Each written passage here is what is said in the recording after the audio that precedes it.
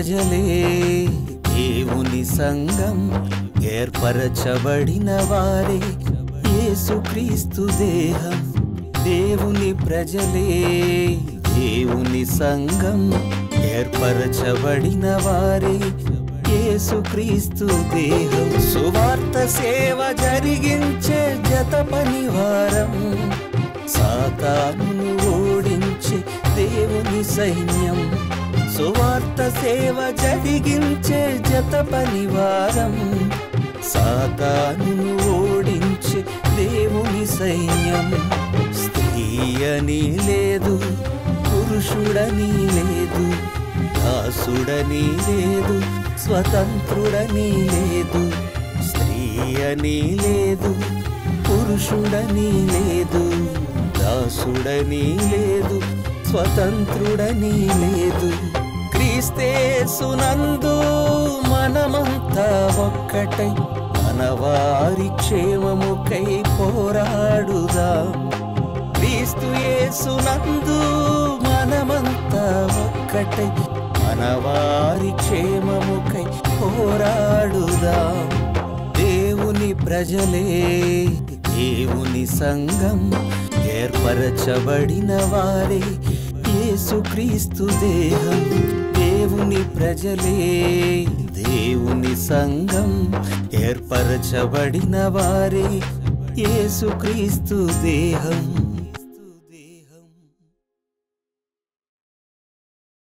మనవారు అనే కార్యక్రమానికి మీ అందరికీ నా హృదయపూర్వకమైన స్వాగతమును తెలియజేయుచున్నాను. నా ప్రియ సహోదరి సహోదరులారా, మన ప్రభువును రక్షకుడునైన యేసుక్రీస్తు వారి పేరిట నా వందనములు తెలియజేస్తూ, ప్రకటన గ్రంథంలోని 20వ అధ్యాయంలో వ్రాయబడినటువంటి సంగతులను మనం అధ్యయనం చేస్తున్నాం కనుక ఆ క్రమంలో ఈరోజు 20వ అధ్యాయము 14వ వచనం దగ్గరకు మనం వచ్చాం. ప్రియులారా, 1000 ఏండ్ల శిక్ష, 1000 ఏండ్ల పరిపాలన. అపవాదికి 1000 ఏండ్ల శిక్ష, క్రీస్తు యొక్క 1000 ఏండ్ల పరిపాలన. దీనిని గురించి దేవుడు ఇక్కడ ప్రధానమైనటువంటి అంశములుగా తీసుకొని మనకు బోధిస్తున్నాడు. ప్రకటన గ్రంథము 20వ అధ్యాయం 1వ వచనం నుండి 13వ వచనం వరకు గత భాగాలలో దేవుని కృపను బట్టి మనం ఆ వివరణను తెలుసుకున్నాం. ఇక ఈరోజు 14వ వచనాన్ని మనం నేర్చుకుందాం. ప్రకటన గ్రంథము 20వ అధ్యాయము 14వ వచనం చూడండి. మరణమును మృతుల లోకమును అగ్నిగుండములో పడవేయబడెను. ఈ అగ్నిగుండము 2వ మరణము. ప్రియులారా, మానవుల యొక్క చివరి దశ, ముగింపు. ఈ లోకము, భూమి ఉన్న లోకము, మానవులు ఉన్న లోకము, దీనికి చివరి దశ ఇక్కడ మనకు కనిపిస్తుంది. మరణము మృతుల లోకము, మరణము మృతుల లోకము. మరణము అనగా మొదటి మరణం అన్నమాట. దేవుని యొక్క పరిభాషలో ఇక్కడ మరణం అనగా ఈ భూమి మీద శరీరంలో బ్రతుకుచున్న మనకు ఎదురయ్యేటువంటి చివరి ఘట్టం మరణం ఉంది కదా, అది. దానిని దేవుడు మొదటి మరణం అంటున్నాడు. ఈ మొదటి మరణము మృతుల లోకము. మృతుల లోకము అంటే మొదటి మరణమును పొందినవారు ఉండే లోకము. మరణము మృతుల లోకము అనగా పాతాళము, అగ్నిగుండములో పడవేయబడెను అంటే శిక్షకు అవి పంపబడ్డాయి. శిక్షకు అవి పంపబడ్డాయి. అగ్నిగుండములో వేయబడను అంటే అవి ఇక ఉండవు, కనిపించవు. మరణము మృతుల లోకము అంటే భూమి మీద మనుషులు బ్రతికి ఒక ఆయుష్కాలాన్ని కలిగి వారు బ్రతికి శరీరాన్ని విడిచిపెట్టడం అనగా మొదటి మరణం, అది ఉండదు. భూమి మీద బ్రతికిన మనుషులు మృతుల లోకములోనికి వచ్చుట, అది ఉండదు. ఎందుకంటే మరణం క్యాన్సిల్ అయిపోయింది, మృతుల లోకం కూడా క్యాన్సిల్ అయిపోయింది. ఇక ఏమున్నాయి? అగ్నిగుండములో పడవేయబడినటువంటి పరిస్థితులు అక్కడ మనకు కనిపిస్తున్నాయి. 2వ మరణమును గూర్చి దేవుడు అక్కడ మనకు పరిచయం చేస్తున్నాడు. మరణమును మృతుల లోకమును అగ్నిగుండములో పడవేయబడెను. అగ్నిగుండం అంటే ఏదో అనుకోకండి, అది 2వ మరణము. అంటే మొదట ఆయన చెప్పిన మరణం మొదటి మరణం. ఈ మరణము మృతుల లోకము అనగా మృతుల లోకంలో శరీరులుగా బ్రతికి చనిపోయిన వారందరూ ఉన్నారు. వారందరిలో దేవుని కొరకు బ్రతకని వారే, దేవుని కొరకు బ్రతికిన వారు రెండో మరణంలోనికి వెళ్ళరు. దేవుని కొరకు బ్రతికిన వారు మృతుల లోకంలో ఉండరు. వారు క్రీస్తు ప్రభువు ద్వారా పరలోకానికి వెళ్ళిపోతారు. మరణమును మృతుల లోకమును అగ్నిగుండములో పడవేయబడెను. ఈ అగ్నిగుండమే రెండవ మరణం. అంటే చివరికి ఉండేది ఏంటంటే రెండవ మరణం. దేవుని కొరకు బ్రతకనివారు, దేవుణ్ణి పట్టించుకొనివారు, చెప్పబడినటువంటి సంగతులలో దేవుని యొక్క జీవగ్రంథంలో పేరు కనిపించనివారు, తమ జీవిత కాలములో దేవుని కొరకు క్రియలు చేయనివారు, మొదటి పునరుత్థానంలో పాలు పొందనివారు, మొదటి పునరుత్థానమును మొదటి మరణం వరకు కాపాడుకోనివారు, వీరందరూ కూడా రెండవ మరణంలోనికి వెళ్ళిపోతారు. మరణము మృతుల లోకము అనగా పాతాళము అగ్నిగుండములో పడవేయబడెను. ఈ అగ్నిగుండము రెండవ మరణము.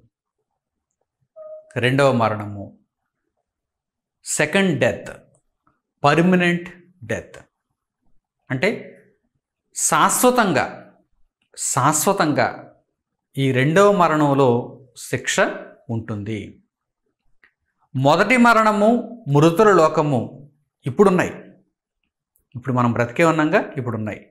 క్రీస్తు ప్రభువు రెండవ రాకడ వరకు కూడా మరణం ఉంటుంది, మృతుల లోకం ఉంటుంది. మానవుల యొక్క మనుగడ ఈ భూమి మీద ఉన్నంత వరకు కూడా మరణం ఉంటుంది, మృతుల లోకం ఉంటుంది. ఎప్పుడైతే క్రీస్తు ప్రభువు యొక్క రెండవ ఆగమనం జరుగుతుందో తీర్పు, ఆ తీర్పులో మనుషులందరూ ప్రవేశపెట్టడం, ఆ తీర్పు ఎవరి క్రియలు చొప్పున వారికి విధింపబడటం, సత్క్రియలు చేసి క్రీస్తు ప్రభువునందు రక్షణ నొందిన వారై పరమునకు చేర్చుకొనబడే వారందరూ కూడా తీర్పును దాటి జీవంలో ప్రవేశిస్తారు.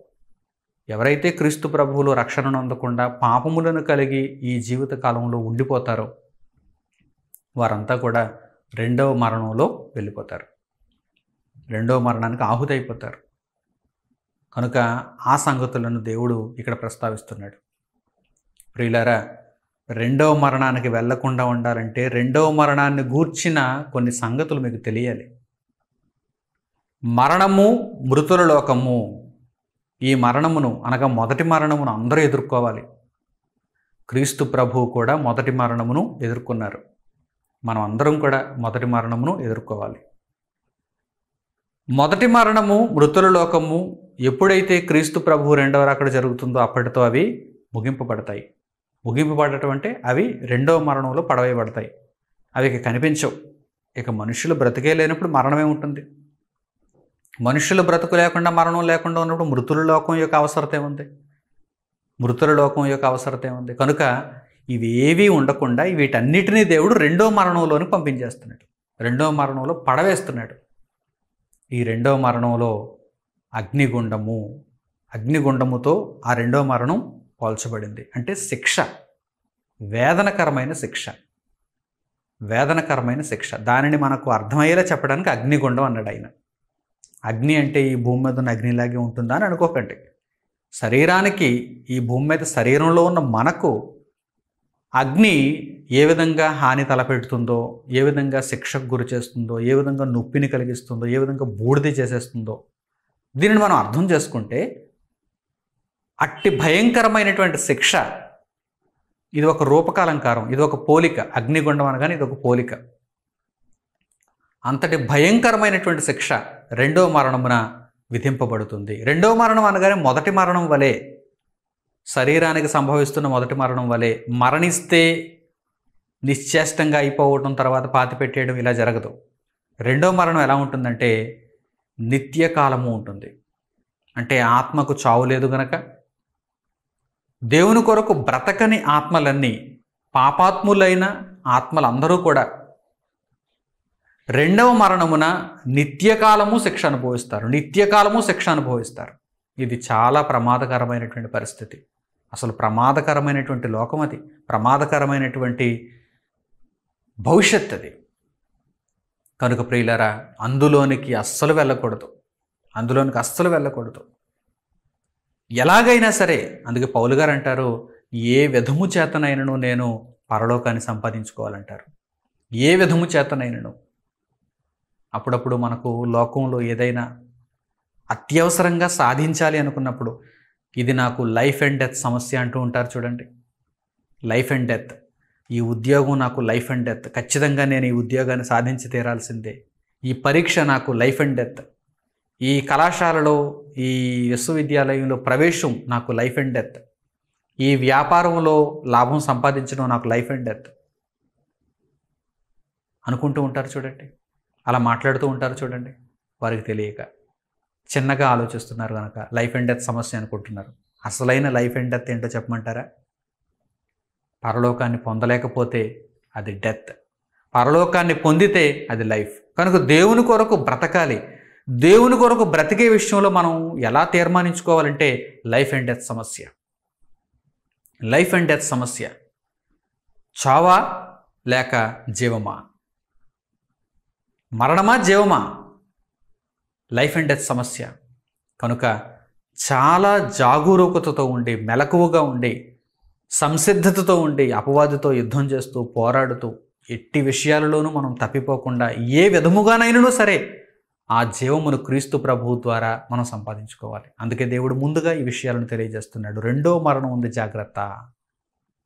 ఈ మొదటి మరణము, అలాగే మృతుల లోకము అగ్నిగుండములో పడవేయబడెను. ఈ అగ్నిగుండమే రెండవ మరణము. వ్రాయబడిన కొన్ని అద్భుతమైన మాటలు ఈ రెండవ మరణాన్ని గూర్చి దేవుడు ఇచ్చినటువంటి వివరణ ఇప్పుడు మనం చూద్దాం. ప్రకటన గ్రంథంలోనే స్ఫురణ సంఘానికి దేవుడు సంగతులను తెలియజేస్తూ రెండవ మరణాన్ని గూర్చి అక్కడ ప్రస్తావించడం జరిగింది. స్ఫురణ సంఘానికి, 7 సంఘాలకు, 7 సంఘాల దూతలకు దేవుడు వ్రాయించిన మాటలు, ఆ మాటలలో స్ఫురణ సంఘానికి వ్రాయబడిన మాటలలో రెండవ మరణాన్ని గూర్చి అక్కడ ఒక ప్రస్తావన వచ్చింది. ఎవరు రెండవ మరణానికి వెళతారు? రెండవ మరణానికి వెళ్ళేవారెవరు? రెండవ మరణాన్ని తప్పించుకునేవారెవరు? అక్కడ ఒక మంచి ఆధారం మనకు కనిపిస్తుంది. ప్రకటన గ్రంథము 2వ అధ్యాయము 11వ వచనం చూడండి. ప్రకటన గ్రంథము 2వ అధ్యాయము 11వ వచనం.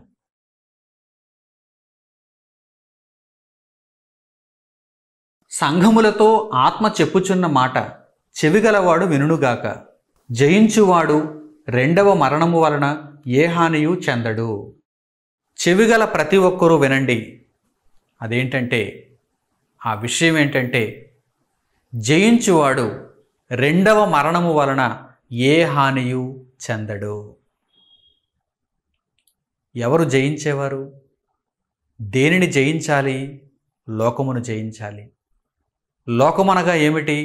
అపవాది, అపవాదిని వెంబడించుచున్న సమూహము, వాడి యొక్క ఆలోచనలు, వాడి యొక్క ప్రక్రియ, వాడి యొక్క విధానం. లోకమును, లోకములో ఉన్న దానిని అంతటినీ జయించేవారుగా ఉండాలి. అపవాదిని జయించేవారుగా ఉండాలి. జయించువానిని దేవుడు సింహాసనం మీద కూర్చోబెడుతున్నాడు. జయించువాడు రెండవ మరణము వలన ఏ హానియు చెందడు. అంటే రెండవ మరణానికి అందరి మీద అధికారం ఉంటుంది, కానీ జయించు వారి మీద అధికారం ఉండదు. అంటే దేవుడు అక్కడ ఎలాంటి పద్ధతి పెట్టాడనమాట? రెండవ మరణం ఓడిపోయిన వారిని అందరినీ శిక్షకు లోపరుస్తుంది. ఓడిపోయిన వారు అంటే దేవుని తీర్మానమును బట్టి, దేవుని ధర్మమును బట్టి ఓడిపోయిన వారెవరు? సాతాను చేతుల్లో ఓడిపోయిన వారెవరు? జీవిత కాలపు ఈ యుద్ధ కాలంలో, ఈ పని కాలంలో తల్లి గర్భంలో నుండి బయటకు వచ్చి బ్రతికి తర్వాత మట్టిలో కలిసిపోయేటువంటి ఆ దినం వరకు, ఆ క్షణాల వరకు, ఈ భూ జీవిత కాలంలో, మధ్యలో ఉన్న ఈ భూ జీవిత కాలంలో అపవాది చేతుల్లో ఓడిపోయిన వారందరూ కూడా అగ్నిగుండములోనికి వెళ్ళిపోతారు. అనగా రెండవ మరణంలోనికి వెళ్ళిపోతారు. రెండవ మరణమునకు ఎవరి మీద అధికారం ఉండదు, ఎవరి మీద అజమాయిషి ఉండదు, ఎవరిని లోపరుచుకునే శక్తి ఉండదు. జయించువారిని. జయించువారు రాజులు, యాజకులు. వారు పరలోకానికి వెళతారు. వారు నిత్యత్వంలో అడుగు పెడతారు. వారి మీద, జయించు వారి మీద రెండవ మరణమునకు ఎట్టి హక్కు, ఎట్టి అధికారం లేదు. ఆ రెండవ మరణం వలన ఏ హానియు చెందరు. అంటే రెండవ మరణం యొక్క పని ఏంటన్నమాట? అగ్నిగుండం యొక్క పని ఏంటన్నమాట? రెండవ మరణం అనగానే గుర్తు చేసుకోవాల్సింది ఏంటన్నమాట? హాని, శిక్ష, బాధ. అందుకే జయించువారుగా మీరు ఉండాలి. జయించువానికి పరలోకంలో సింహాసనం ఇవ్వబడుతుంది. జయించువాడు రెండవ మరణం వలన ఏ హానియు చెందడు అని వ్రాయబడింది. రెండవ మరణం దాని వశమున ఉన్న వారందరినీ బాధిస్తుంది. హాని తలపెడుతుంది. ముందుగా దేవుడు భవిష్యత్తుకు సంబంధించిన మాటలు చెప్పాడండి. ఇవి అనాలోచితంగా చెప్పే మాటలు కాదండి. ఏదో కాలక్షేపానికి చెబుతున్న మాటలు కాదండి. మనుష్యుల ఆలోచనల్లో పుట్టిన మాటలు కాదండి. అక్షరాల జరగబోయే సంగతులు, పరిశుద్ధుడైన దేవుడు పొందుపరిచిన సంగతులు, ప్రతి మనిషి తెలుసుకొని దేవునికి భయపడవలసినటువంటి పరిస్థితి ఇక్కడ మనకు కనిపిస్తుంది. ప్రభు అయిన యేసు ద్వారా రక్షణ నొంది పాపములను విడిచిపెట్టి దేవుని కొరకు నీతి మార్గంలో నడవవలసిన పరిస్థితి ఇక్కడ మనకు కనిపిస్తుంది. ఎందరి మనోనేత్రాలు వెలిగింపబడుతున్నాయో నాకైతే తెలియదు. కానీ వింటున్న ప్రతి ఒక్కరూ కూడా ఈ మాటలలో ఉన్న పరమార్థాన్ని తెలుసుకొని దేవుని కొరకు జీవించాలని నేను దేవుని పక్షాన కోరుకుంటున్నాను.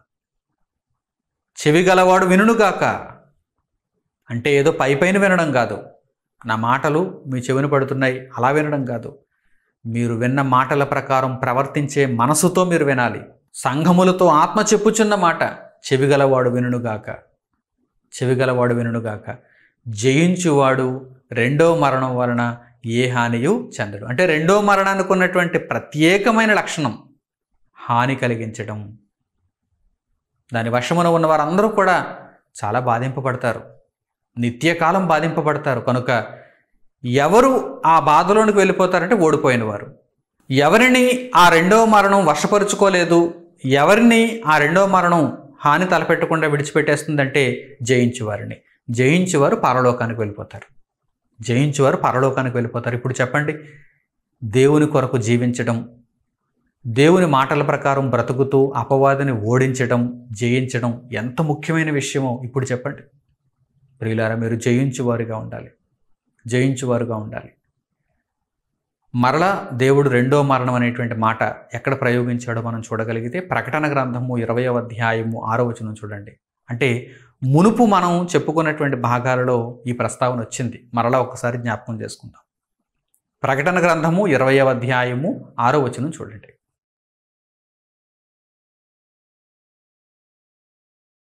ఈ మొదటి పునరుత్థానములో పాలుగలవారు ధన్యులను పరిశుద్ధులనై ఉందురు. ఇట్టి వారి మీద రెండవ మరణమునకు అధికారము లేదు. వీరు దేవునికిని క్రీస్తుకును యాజకులై క్రీస్తుతో కూడా 1000 సంవత్సరములు రాజ్యము చేయుదురు. రెండవ మరణంలోనికి వెళ్ళని వారు, రెండవ మరణానికి ఎవరి మీద అధికారం ఉండదో ఇక్కడ దేవుడు తెలియజేస్తున్నాడు. చూడండి, ఎవరు వారు? మొదటి పునరుత్థానంలో పాలు కలిగిన వారు. మొదటి పునరుత్థానం అంటే ఏంటి? ముందు భాగాలలో నేను చెప్పాను. యేసుక్రీస్తు ప్రభువునందు విశ్వాసం ఉంచి క్రీస్తులో జన్మించటం, బాప్తిస్మం ద్వారా, నీటిలో బాప్తిస్మం ద్వారా ముంచబడి తిరిగి లేపబడడం ద్వారా, క్రీస్తులో జన్మించడం ద్వారా నూతనంగా పుట్టాలి. అది మొదటి పునరుత్థానం. తిరిగి లేపబడుతున్నారు, నీటిలో ముంచబడి తిరిగి లేపబడుతున్నారు. మొదటి పునరుత్థానం. రెండో పునరుత్థానాన్ని మీరు పొందుతారు. మొదటి పునరుత్థానాన్ని మొదటి మరణం వరకు కాపాడుకుంటే రెండో పునరుత్థానాన్ని మీరు పొందుతారు. ఎవరైతే మొదటి పునరుత్థానం పొంది ఆ మొదటి పునరుత్థానమును మొదటి మరణం వరకు కాపాడుకుంటారో అట్టివారు రెండో పునరుత్థానాన్ని పొందుతారు. ఎవరైతే రెండో పునరుత్థానం పొందటానికి అర్హులని ఎంచబడ్డారో అట్టి వారి మీద రెండవ మరణమునకు అధికారం లేదు. అంటే రెండవ మరణం ఓడిపోయిన వారిని గట్టిగా పట్టుకుని తీసుకుని వెళ్ళిపోతుంది, బందీలుగా తీసుకుని వెళ్ళిపోతుంది. ఎవరి మీద అధికారం లేదు? జయించు వారి మీద రెండో మరణానికి అధికారం లేదు. జయించువారు అనగా ఎవరు? మొదటి పునరుత్థానమును పొంది మొదటి మరణం వరకు, అంటే అనగా ఈ భూమి మీద మనం చనిపోతాం కదా, ఈ భూమి మీద శరీరాన్ని విడిచిపెడతాం కదా, అదే మొదటి మరణం. మొదటి పునరుత్థానం అనగా బాప్తిస్మం, పాపక్షమాపణ, యేసుక్రీస్తు ప్రభువులో నూతనమైన జీవితాన్ని దేవుని రాజ్యంలో ప్రారంభించటం. మొదటి పునరుత్థానమును పొంది ఆ మొదటి పునరుత్థాన ఫలమును మొదటి మరణం వరకు కాపాడుకోవాలి. మధ్యలో దేవుని కొరకు బ్రతికే బ్రతుకును విడిచిపెట్టకూడదు. చివరి వరకు ఆ బ్రతుకును కొనసాగించుకోవాలి. మొదటి ప్రేమను కాపాడుకోవాలి. ఎవరైతే అట్టివారుగా మొదటి పునరుత్థానపు ఫలమును మొదటి మరణం వరకు కాపాడుకుంటారో అట్టివారు రెండవ పునరుత్థానాన్ని పొందుతారు. అనగా పరలోకానికి వెళతారు, ఊర్ధ్వలోకానికి వెళతారు. ఇక మిగిలిన వారందరూ కూడా ఎక్కడికి వెళ్ళిపోతారు? రెండవ మరణంలోనికి వెళ్ళిపోతారు. ఎవరైతే జయిస్తారో, ఎవరైతే మొదటి పునరుత్థానమును పొంది క్రీస్తుతో కూడా 1000 సంవత్సరములు రాజ్యం చేసి దేవుని కొరకు బ్రతికిన వారుగా కనిపిస్తారో, వారు బ్రతికిన వారై 1000 సంవత్సరములు క్రీస్తుతో కూడా ఈ భూమి మీద దేవుని రాజ్యంలో ఉన్నవారుగా కనిపిస్తారో, 1000 అనగా ఒక సంపూర్ణమైన కాలం, దేవుడు నిర్ణయించిన కాలం. 1000 అంటే 1000 కాదు, మన జీవిత కాలంలో మనం దేవుని రాజ్యంలో ఉన్నప్పుడు ఆ 1000 సంవత్సరాలలో మనం కూడా ఉన్నట్టు మనం అంచనా వేసుకోవాలి, అర్థం చేసుకోవాలి. ఇది గత భాగాల్లో మీకు వివరించాను. ఇప్పుడు మీకు అర్థమవుతుందా? రెండవ మరణం. ఎవరైతే మొదటి పునరుత్థానమును పొంది ఆ మొదటి పునరుత్థానంలో పాలు కలిగిన వారై క్రీస్తుతో కూడా 1000 సంవత్సరములు రాజ్యము చేసి రెండవ పునరుత్థానాన్ని పొందుతారో అట్టి వారి మీద రెండవ మరణానికి అధికారం లేదు. ఆ జాబితాలో మనం ఉండాలి. వారి పేర్లే జీవగ్రంథంలో ఉంటాయి. తీర్పు దినమున గ్రంథములు విప్పబడినప్పుడు మనుషుల క్రియలు వారి వెంట వచ్చి ఆ క్రియలన్నీ అక్కడ ప్రత్యక్షపరచబడుతున్నప్పుడు వారి యొక్క క్రియా ఫలితం వారికి ఇవ్వబడుతుంది. ఎవరైతే సత్క్రియలను కలిగి దేవుని కొరకు బ్రతికిన వారుగా కనిపిస్తున్నారో వారి పేర్లు జీవగ్రంథంలో ఉంటాయి. వారి మీద రెండవ మరణానికి అధికారం లేదు. వారి మీద రెండవ మరణానికి అధికారం లేదు. ఎంత భయంతో ఉండాలి చెప్పండి, ఎంత వణకుతో ఉండాలి చెప్పండి. రెండవ మరణమునకు మన మీద అధికారం లేకుండా ఉండాలంటే మొదటి పునరుత్థానమును పొందిన వారమై క్రీస్తుతో కూడా రాజ్యము చేసిన వారమై బ్రతికిన వారమై మరణించిన తర్వాత, అనగా మొదటి మరణం పొందిన తర్వాత రెండవ పునరుత్థానం కోసం ఎదురు చూచే వారముగా ఉండాలి. మొదటి మరణం పొందిన తర్వాత రెండవ పునరుత్థానం కోసం ఎదురు చూచే అంతటి గొప్ప భాగ్యం మనకు ఉండాలి. అలా ఉండాలంటే గొప్పగా దేవుని కోసం బ్రతకాలి. లేదా రెండవ మరణం మనలను కబలిస్తుంది. మొదటి మరణం కబలిస్తుందని భయపడకండి. ఎందుకంటే మొదటి మరణం అందరికీ తథ్యం.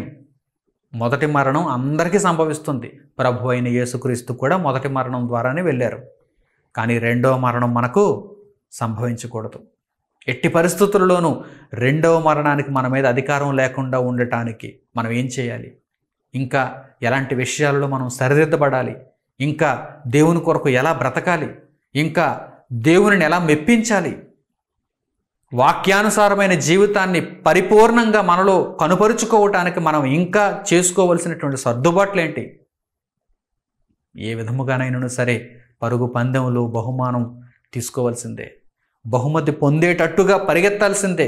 శక్తినంతా ఓడ్చి చివరకు వెళ్ళే కొద్దీ, ఆ గడియలు ఆసన్నమయ్యే కొద్దీ, రోజులు గడుస్తున్న కొద్దీ, ఆ రౌండ్లు పూర్తవుతున్న కొద్దీ, విజయం సమీపిస్తున్నప్పుడు ఓపికను నశించిపోకుండా లక్ష్యము వైపు చూస్తూ ప్రభువైన క్రీస్తులో ముందుకు కొనసాగిపోవాలి కదా.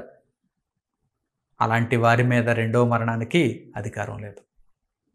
రెండవ మరణము చేత కబలించేవారుగా ఉంటారా? రెండవ మరణానికి మీ మీద అధికారం లేదు అనే పరిస్థితుల్లో నిత్య జీవానికి వెళ్ళేవారుగా ఉంటారా?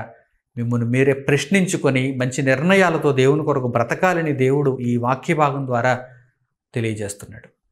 ప్రియులారా, మరో చోట మరలా రెండవ మరణాన్ని గురించి ప్రస్తావించబడింది. అసలు రెండవ మరణంలో పడవేయబడేవారు ఎవరెవరుంటారు? ఆ మృతుల లోకంలో ఉండి రెండవ మరణానికి పడవేయబడేవారు ఎవరెవరుంటారో చూస్తారా? అట్టివారిలో మీరు ఉన్నారేమో ఒక్కసారి పరిశీలన చేసుకుని, ఒకవేళ ఉంటే సరిదిద్దుకోవడానికి ప్రయత్నం చేస్తారా? చూడండి, ఆ జాబితా చూడండి. రెండవ మరణంలో పడవేయబడేవారు ఎవరుంటారు?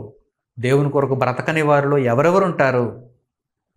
ప్రకటన గ్రంథము 21వ అధ్యాయము 8వ వచనం. ప్రకటన గ్రంథము 21వ అధ్యాయము 8వ వచనం చూడండి.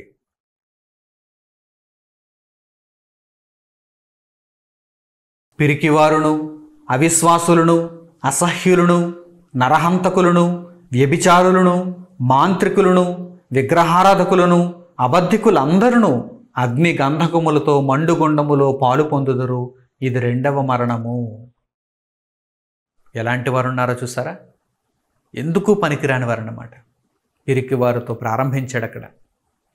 భయంకరమైనటువంటి లక్షణాలు కలిగిన వారు, భయంకరమైన లక్షణాలు కలిగిన వారు. వారంతా దేవుని కొరకు బ్రతకని వారే. వారి పేర్లు జీవగ్రంథంలో లేవు. వారి క్రియలన్నీ దుష్క్రియలే. కనుక అట్టి వారిని దేవుడు ఎక్కడికి పంపించాడో చూడండి, రెండవ మరణంలోనికి. అగ్ని గంధకములతో మండుగొండములో వారు పడవేయబడుదురు. అదే రెండవ మరణము. ఒకవేళ ఆ జాబితాలో ఉన్నటువంటి ఏదైనా ఒక దుర్గుణం, దుర్లక్షణం మీలో ఉందా? దేవుని కొరకు బ్రతకలేక అపవాది చేతిలో ఓడిపోతూ పిరికివారైపోతున్నారా? అసహ్యులైపోతున్నారా? మాంత్రికులు అవుతున్నారా? విగ్రహారాధకులు అవుతున్నారా? వ్యభిచారులు అవుతున్నారా? దొంగలైపోతున్నారా? పనికిమాలిన వారు అవుతున్నారా? అవిశ్వాసులు అవుతున్నారా? అబద్ధికులు అవుతున్నారా? ఆలోచించండి. ఇలాంటి దుర్లక్షణాలు మీలో ఏమాత్రం ఉండకూడదు. దేవుని యందు విశ్వాసం ఉందా లేదా? దేవుని మాటలపై విశ్వాసాన్ని కోల్పోతున్నారా? సన్నగిల్లిపోతుందా? అవిశ్వాసులు అయిపోతున్నారా? ఆలోచించండి. నరహంతకులు అయిపోతున్నారా? ఆలోచించండి. సహోదరుల మీద కోపపడుతూ, నిర్నిమిత్తముగా సహోదరుల మీద కోపపడుతూ ఆ విషయంలో కూడా నరహంతకులు అయిపోతున్నారా? ఆలోచించండి. ఎటువంటి దుర్లక్షణము కూడా దేవుని రాజ్యానికి మిమ్మల్ని దూరం చేయకూడదు. రెండవ మరణానికి మిమ్మల్ని ఆహుతి చేయకూడదు. ఈ లక్షణాలన్నీ కూడా మిమ్మల్ని రెండవ మరణంలో పడేస్తాయి. అగ్ని గంధకములతో మండుగొండములో పడేస్తాయి. కనుక ప్రియులారా, ఈ లక్షణాలను ఇప్పుడు మీరు చూశారు. మీ అంతటి మీరు ఆలోచన చేసుకుంటే మీలో ఏదో ఒక చెడు లక్షణం ఉండొచ్చు. మిమ్మల్ని దేవుని రాజ్యానికి దూరం చేస్తున్నటువంటి ఏదో ఒక చెడు లక్షణం మీలో ఉండొచ్చు. దానిని ఒక్కసారి మీరు విమర్శ చేసుకోండి. దానిని పూర్తిగా తొలగించుకోండి. దేవుని కొరకు బ్రతకడానికి మంచి నిర్ణయాలు తీసుకోండి. మీరు రెండవ పునరుత్థానంలోనికి వెళ్ళాలి తప్ప రెండవ మరణంలోనికి వెళ్ళకూడదు. రెండవ మరణంలోనికి వెళ్ళకూడదు. మొదటి మరణం పొందే మనమంతా కూడా రెండవ పునరుత్థానంలోనికి వెళ్ళాలంటే మొదటి పునరుత్థానంలో పాలు కలిగిన వారమై, క్రీస్తుతో కూడా రాజ్యము చేస్తూ బ్రతికిన వారమై, దేవుని చిత్తాన్ని నెరవేర్చి పరలోకానికి వెళ్ళాలి, నిత్యత్వానికి వెళ్ళాలి. ఇక ఈ రెండవ మరణము ఏదో కొంతకాలం ఉండిన తర్వాత మరలా దేవుడు వీరందరిని విడిచిపెట్టేస్తాడనేటువంటి భావన కాదు. రెండవ మరణాన్ని నిత్యము ఉంటుంది అంటున్నాడు ఆయన. రెండవ మరణాన్ని నిత్యము ఉంటుంది అంటున్నాడు ఆయన. అపవాదికి ఒకానొక పరిస్థితుల్లో 1000 ఏండ్ల శిక్ష విధించాడు, విడిచిపెట్టాడు. ఆ తర్వాత అపవాదిని ఎక్కడికి పంపిస్తున్నాడు? 1000 ఏండ్ల శిక్ష అయిపోయిన తర్వాత, విడుదల కాలం కూడా అయిపోయిన తర్వాత అపవాదిని ఎక్కడికి పంపించాడు? నిత్య అగ్నిలోనికి పంపించాడు. భవిష్యత్తులో దేవుడు నిత్యాగ్నిలోనికే అపవాదిని పంపింపబోచున్నాడు కదా. దానినే కదా మనం ప్రకటన గ్రంథం 20వ అధ్యాయంలో ముందు భాగాలలో మనం నేర్చుకున్నాం. ప్రియులారా, ఆలోచన చేయండి. ఇక కొద్ది కాలము విడిచిపెట్టబడటం, కొద్ది కాలం శిక్ష విధింపబడటం అనేటువంటివి కనిపించవు. నిత్య కాలంలోనికి వెళ్ళిపోబోతున్నాం. మనం నిత్య కాలంలోనికి వెళ్ళిపోబోతున్నాం. దేవుని కొరకు బ్రతికిన వారమైతే ఇటు నిత్య కాలము పరలోకంలో దేవునితో పాటు ఉంటాం. దేవుని కొరకు బ్రతకని వారమైతే అటు నిత్య కాలము శిక్షలోనికి వెళ్ళిపోతాం. అంటే రెండవ మరణము నిత్యము ఉండేది, రెండవ పునరుత్థానం కూడా నిత్యము ఉండేది. రెండవ పునరుత్థానం ఎంతో అద్భుతమైనది, ఆనందదాయకమైనది, జీవార్థమైనది. రెండవ మరణం శిక్షార్థమైనది. రెండవ మరణం హాని తలపెడుతుంది. రెండవ మరణం బాధాకరమైనది. ఇది నిత్యము ఉండేది. ఇది నిత్య కాలానికి, నిత్య పరిస్థితులకు సంబంధించినటువంటి విషయం. దేవుడు తెలియజేసిన అద్భుతమైన మాట చూడండి. మార్కు సువార్త 9వ అధ్యాయము 48వ వచనం. మార్కు సువార్త 9వ అధ్యాయము 48వ వచనం.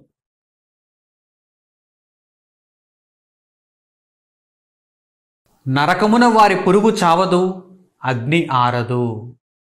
రెండవ మరణం, నరకము, ఇవన్నీ కూడా పర్యాయ పదాలు. నరకమున వారి పురుగు చావదు, అగ్ని ఆరదు.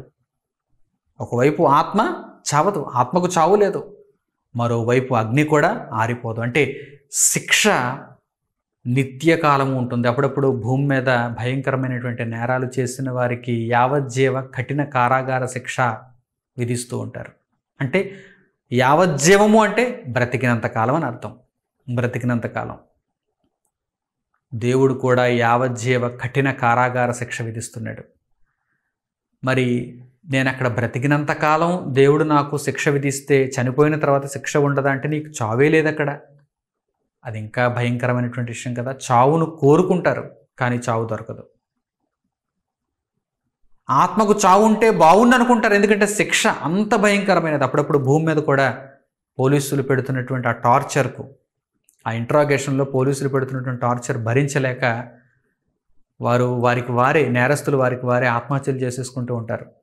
ఎందుకంటే ఒక్కసారిగా చావే నయం, ప్రతిరోజు చచ్చిపోతున్నాం.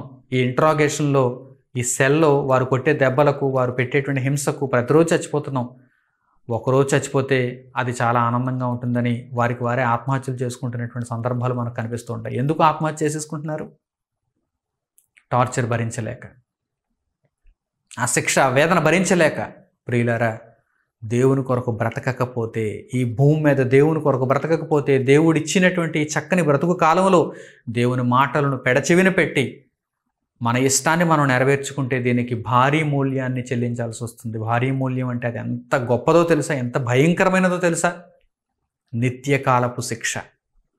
నరకమున వారి పురుగు చావదు, అగ్ని ఆరదు. ఒకవైపేమో శిక్ష తరగదు, ఒకవైపేమో కాస్త ఉపశమనం కూడా దొరకదు, మరోవైపేమో మన ఆత్మ చావదు. అంతటి భయంకరమైన పరిస్థితుల్లోనికి మనం వెళ్ళకూడదు. కలలో కూడా వెళ్ళకూడదు అంటారు చూడండి. కలలో కూడా వెళ్ళకూడదు. నరకమున పురుగు చావదు, అగ్ని ఆరదు. రెండవ మరణం అంత భయంకరమైనది. ఈ మొదటి మరణాన్ని, మృతుల లోకాన్ని మింగేసింది. దేవుని కొరకు బ్రతకని మానవుల ఆత్మలన్నిటినీ కబలించేస్తోంది. అపవాదిని, వాడిని వెంబడించిన దూతలను తన వశంలో ఉంచుకుంది. రెండవ మరణం అంత భయంకరమైన భారీ శిక్షను దేవుడు ఏర్పాటు చేశాడు. ఆ శిక్షను పొందటానికి మనం వెళ్ళకూడదని దేవుడు కోరుకుంటూ ఈ అమూల్యమైన సంగతులను మన కొరకు నిక్షిప్తం చేశాడు, గ్రంథంలో ఉంచాడు, ప్రేరేపిస్తున్నాడు. ఆ మాటలు మన చెవిన పడేస్తున్నాడు. వినగలిగే చెవితో ఆ మాటలను స్వీకరించి మన బ్రతుకులను మార్చుకుంటే అంతకంటే మన బ్రతుకులలో మేలైన విషయం మరొకటి ఉండదు. అంతకంటే మేలైన విషయం మరొకటి ఉండదు. లైఫ్ అండ్ డెత్ ప్రాబ్లం ఇది. లైఫ్ అండ్ డెత్ సమస్య ఇది. కనుక చక్కని నిర్ణయం తీసుకోండి. నేను రెండో పునరుత్థానాన్ని పొందేదానుగా ఉండాలి తప్ప రెండో మరణంలోనికి అస్సలు వెళ్ళకూడదు. రెండో మరణం జోలికి వెళ్ళకూడదు.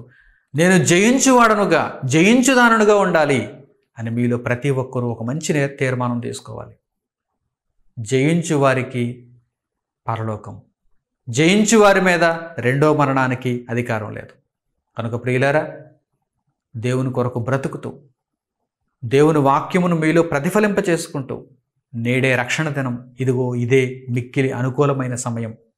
మొదటి పునరుత్థానమును ఇంకనూ పొందని వారు ఎవరైనా ఉంటే మొదటి పునరుత్థానంలో పాలు కలిగిన వారుగా ఉండాలి. మొదటి పునరుత్థానంలో ఇప్పటికే పాలు కలిగిన వారైతే ఆ మొదటి పునరుత్థానపు ఫలమును జాగ్రత్తగా కాపాడుకుంటూ మొదటి మరణం వరకు జాగరూకతతో ఉండాలి, మెలకువతో ఉండాలి, సిద్ధపాటుతో ఉండాలి. అపవాది చేతిలో ఓడిపోకుండా జయించేవారుగా ఉండాలి. నిత్యత్వాన్ని సంపాదించుకున్నట్టు కొరకు ఎదురు చూస్తూ ఉండాలి.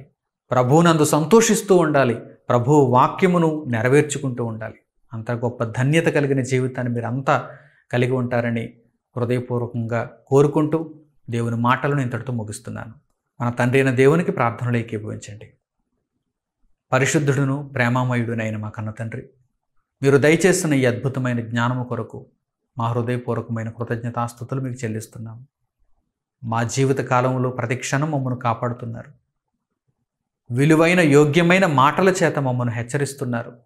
మాకు జీవపు మార్గమును తెలియజేస్తున్నారు. నాయన, మనోనేత్రములు తెరుచుకున్న వారమై మీ మార్గంలో నడుచుకొనగలుగుటకు మాకు సహాయం అనుగ్రహించండి. అపవాది చేతిలో ఏమాత్రం ఓడిపోకుండా వాడిని ఓడిస్తూ జయించు వారముగా ఉండగలుగుటకు మాకు సహాయం అనుగ్రహించండి. మా మీద రెండవ మరణానికి ఎట్టి అధికారము ఉండకుండా ఉండు నిమిత్తము మా జీవితాలను మీ చేతుల్లో పెట్టుకొని క్రీస్తు ప్రభువు ద్వారా తండ్రి మేము జన్మించిన వారమై మొదటి పునరుత్థానములో పాలు కలిగిన వారమై ఆయనతో రాజ్యము చేస్తూ ఆ మొదటి పునరుత్థానపు ఫలమును మా మొదటి మరణం వరకు కాపాడుకొనగలిగే ధన్యతను మాకు దయచేయమని మీ పాదముల దగ్గర మిమ్మల్ని వేడుకుంటూ ఈ ప్రార్థనలో ఏకీభవించిన మీ బిడ్డలందరికీ మీ కృపాక్షేమములు తోడుగా ఉంచి వారి మనోవాంఛను, నిత్య జీవార్థమైన వారి మనోభిలాషను తీర్చుమని మిమ్మల్ని వేడుకుంటూ మా ప్రార్థన విన్నపములను మా ప్రభువును రక్షకుడునైన యేసుక్రీస్తు వారి పేరిట మిమ్మల్ని అడుగుచున్నాము తండ్రి. ఆమేన్.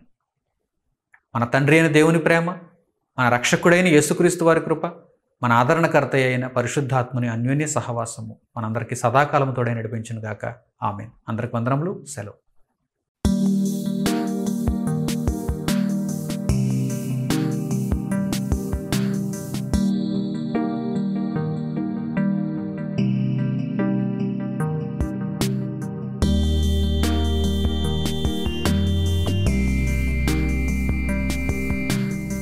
సహోదరులు మణికుమార్ గారు ప్రసంగించిన ఎన్నో ఆత్మ సంబంధమైన సంగతులను ఉచితముగా వీక్షించుటకు మా యూట్యూబ్ ఛానల్స్ ను తప్పక దర్శించండి.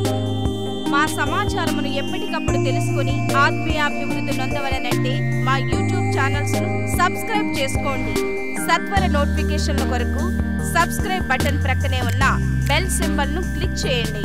మరిన్ని వివరములకు మీరు సంప్రదించవలసిన మా ఫోన్ నెంబర్స్ 8978414178 మరియు 83392766. ధన్యవాదములు.